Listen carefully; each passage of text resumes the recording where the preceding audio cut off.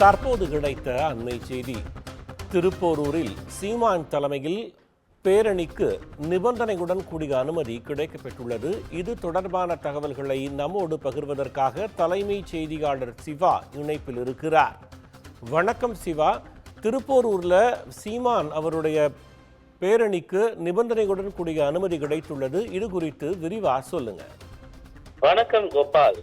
சாதிவாரி கணக்கெடுப்பு நடத்த கோரி நாம் தமிழர் கட்சி சார்பில் பேரணி பொதுக்கூட்டம் நடத்த நிபந்தனைகளுடன் அனுமதிக்க உத்தரவிட்ட நீதிபதி, இனி வரக்கூடிய காலங்களில் பொது இடங்களில் நடைபெறக்கூடிய கட்சி நிகழ்ச்சிகளுக்கு காவல்துறை பாதுகாப்பு வழங்குவதற்காக கட்டணத்தை நிகழ்ச்சி நடத்தக்கூடிய கட்சிகளிடம் வசூலிக்க வேண்டும் என சென்னை உயர்நீதிமன்றம் உத்தரவிட்டுள்ளது.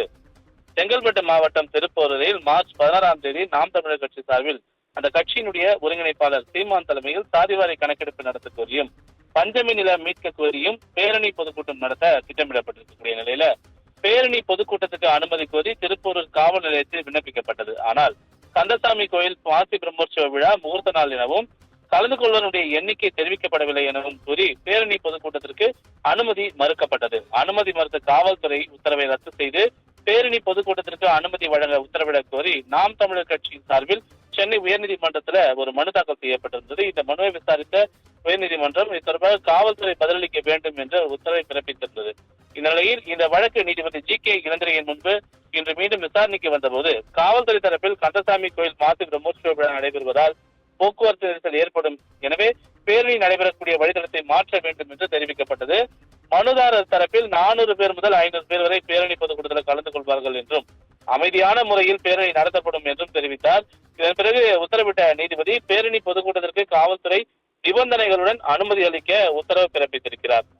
அதே போல பேரணி பொதுக்கூட்டத்திற்கு பாதுகாப்பு வழங்குவதற்காக காவல்துறைக்கு 25,000 ரூபாய் வழங்க நாம் தமிழர் கட்சி நிர்வாகி சசிகுமாருக்கு உத்தரவை நீதிபதி பிறப்பித்திருக்கிறார்.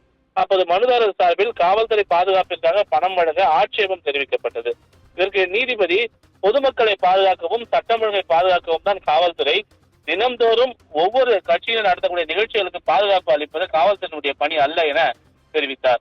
பொதுமக்கள் அரசுக்கு செலுத்தக்கூடிய வரி பணத்தில் காவல்துறை செயல்படுகிறது, மக்கள் பணத்தை வீணடிக்க கூடாது என அறிவுறுத்திய நீதிபதி, திருப்போரூரில் நாம் தமிழர் கட்சி பொதுக்கூட்டம் பேரணியில் சட்டம் ஒழுங்கு பிரச்சனை எதுவும் நிகழ்ந்து இழப்பு ஏற்பட்டால் அதற்கு நாம் தமிழர் கட்சி தான் பொறுப்பேற்க வேண்டும் என காவல்துறை பாதுகாப்பிற்காக 25,000 ரூபாய் செலுத்த உத்தரவிட்டதை நீக்கிய நீதிபதி, இனி வரக்கூடிய காலங்களில் பொது இடங்கள் நடைபெறக்கூடிய கட்சி நிகழ்ச்சிகளுக்கு காவல்துறை பாதுகாப்பு வழங்குவதற்காக கட்டண தொகையை நிகழ்ச்சி நடத்தக்கூடிய கட்சிகளிடம் வசூலிக்க வேண்டும் என்று ஒரு உத்தரவை பிறப்பித்து இந்த வழக்கை முடித்து வைத்திருக்கின்றார். கோபால்.